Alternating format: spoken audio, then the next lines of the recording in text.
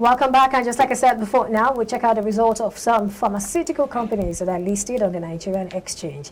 We'll start with NEIMETH, the third quarter result. So we'll look at 2021, 2022, and then the percentage change. So for revenue, 8.06 billion naira in 2021, and in 2022, 10.35 billion naira. The percentage change there being 28. For profit after tax, 882.43 million naira in 2021, and in 2022, 1.43 billion naira. The percentage change there being 59. For earnings per share, 51 kobo, that was in 2021, and then in 2022, 83 kobo. For profit margin, 10.86% in 2021, and in 2022, 13.75%. Well, to help us understand this particular result, I'd like Mr. Charles Farquhar to talk to us about it. Yes, thank you very much. Looking at the numbers from NEIMETH, of course, it shows that the company has again shown that it is one of the leaders in that pharmaceutical sector. You can see an increase in all their indices there, all the fundamentals. There's an increase. Now, what led? We have seen the figures. What led to this kind of increase? Yes, despite the harsh operating environment, you know, there was a change of leadership in the company. There was a new chairperson. Of course, it's no longer General Danjuma. His wife is now the chairperson of NEIMETH. And of course, they have a new MD too, I think since February this year. And so you can see the company has positioned itself in terms of quality production of pharmaceutical products. They've also gone into producing Lily water. Okay, I don't want to mention any brand here. Excuse me for that. You know, so you can see that, and looking at their production facility is world class, and they're also maintaining that standard. So in terms of distribution, they have a very large network how they distribute their product. So it's a company that's been positioned to continue to be the leader in those. But most importantly, looking at the earnings per share, looking at what they have done there. Now we have to ask ourselves, what have they done in terms of getting those values? How have they been able to operate in an ethical, environmental friendly manner in getting this wonderful result? Because there's one thing to take, and when you are taking, you are making so much profit, but at the detriment of the environment. So you can see they have their own policy when it comes to sustainable practice. They support the environment in which they are operating, and we have seen cases where they even support Lagos State government in terms of waste management. So the company is environmentally friendly. Okay.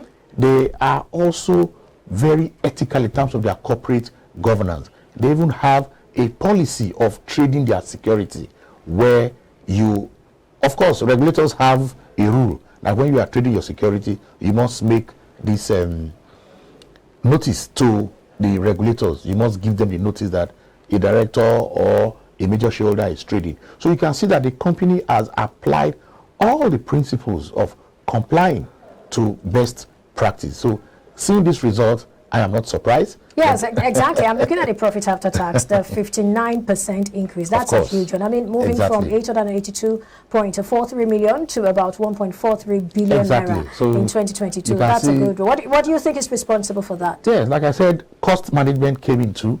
They were able to manage their cost very well. Not only operating cost, also their finance cost. So you can see that if you have visited that factory somewhere in Ota, you will see the first class facilities that they have there.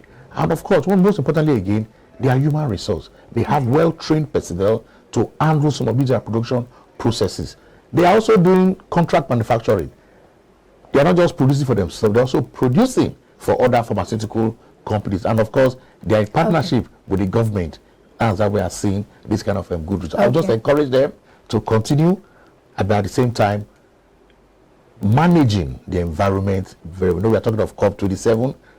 Every company, everybody in the world today has to comply with taking care of our environment. All right. It won't be Charles Parker if he doesn't talk about this. Okay, so very quickly, let's look at FIDSON. So for FIDSON, we look at 2021, 2022, the revenue, the profit after tax, the earnings per share, and also the profit margin. So for revenue in 2021, 21.80 billion naira. In 2022, 31.43 billion naira. The percentage changed 44.17. For profit after tax, 2.32 billion naira. And in 2022, 3.44 billion naira. The percentage changed there, 48.28. The earnings per share, 1 naira 11 kobo in 2021, and in 2022, 1 naira 50 kobo. Well, I like Ambrose Omodion, the Chief Research Officer at Investdata Consulting, to talk to us about this one. Ambrose, if you can hear me, talk to us about FIDSON's Q3 result. Ambrose, if you can hear me. All right. Victoria, I think this just falls back to you, Victoria. Help us understand this result.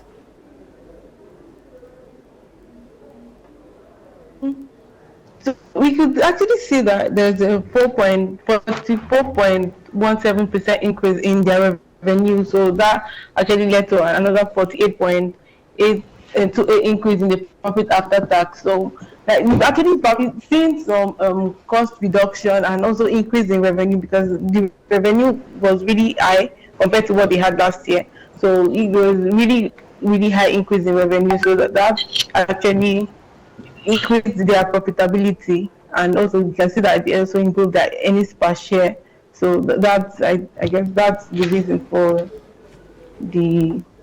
Okay. Thank you. So what's your advice to investors, really, based on this result? Well, the earnings per share is good. So there's company that investors should actually look into. It's something that maybe they could consider, buying into, given the sector that it is in, and the whole pandemic and everything in the economy, and also it's a stock that investors should actually look into, and the earnings per share, given the price, is also very good. So yeah, that's what I think. All right, thank you so much. Oladipo, if you can hear me, can you confirm if you can hear me? Yeah, I can hear you. Okay, very quickly, I'd like you to talk to us about GSK, their Q3 results. So very quickly, I'll just take us through the numbers for GSK. So for GSK 2021 revenue, 16.45 billion naira. In 2022, 20.43 billion naira. The percentage changed there, 23.6. For profit after tax, at 122.70 million naira in 2021, and in 2022, 483.54 million naira. The percentage changed there, 294.0. For earnings per share, 2021, 10 kobo, and then in 2022, 40 kobo. For profit margin, 0.73%, and then in 2022, 2.35%. What do you think about this profit margin? Not even making up to 3%. We look at 2021, it was 0.73%, and in 2022, just about 2.35%. What happened?